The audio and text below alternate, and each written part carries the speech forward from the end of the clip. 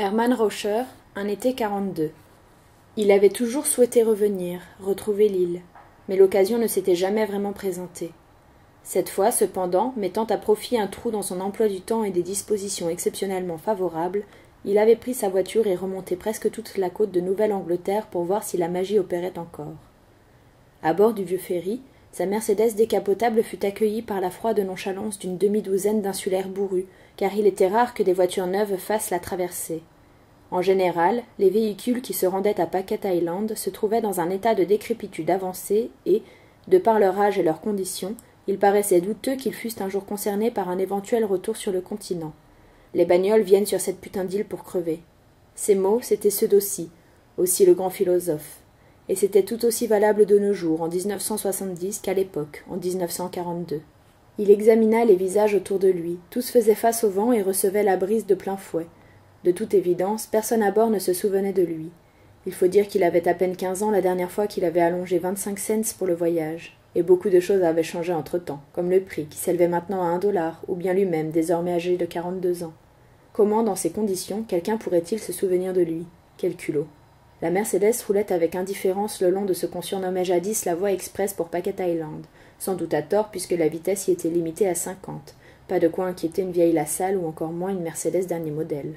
Sur la gauche se dressaient les dunes familières, posées au milieu de l'herbe et grossièrement jonchées de détritus en tout genre et de bois décolorés que la mer rejetait avec désinvolture chaque fois que l'envie lui en prenait.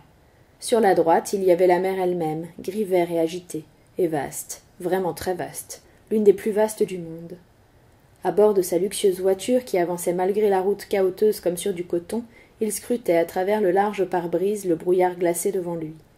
C'était le milieu de la matinée, mais le soleil semblait ne pas en avoir été informé. Il ne faisait aucun doute que la brume vagabonde s'attarderait encore un moment avant d'abdiquer en faveur de ce que les gens du cru appelaient le jour. De tous côtés, la visibilité se limitait à une auréole de clarté qui n'excédait pas 50 mètres. Cependant, les vents marins commençaient à souffler et les frimas cédaient du terrain à contre-cœur, battaient en retraite par à-coups. Il voyait le brouillard se déplacer, pousser devant lui son ombre irrégulière, et le lourd rideau de grisaille semblait sur le point de se lever pour faire place à un ciel bleu. Une silhouette apparut, avachie sur une dune non loin de là, côté mer. Une maison en bardeaux de cèdre, indomptable. Une maison lointaine, mais si précise dans son souvenir qu'il aurait pu la recréer clou par clou. Le rôti, je vous aime. Il arrêta la voiture et descendit, écouta le bruit fastueux que produit la portière d'une Mercedes lorsqu'on la ferme. Il baissa les yeux sur ses Gucci à $45. Il en avait fait du chemin pour en arriver là, un parcours semé d'embûches, mais qui en avait valu la peine.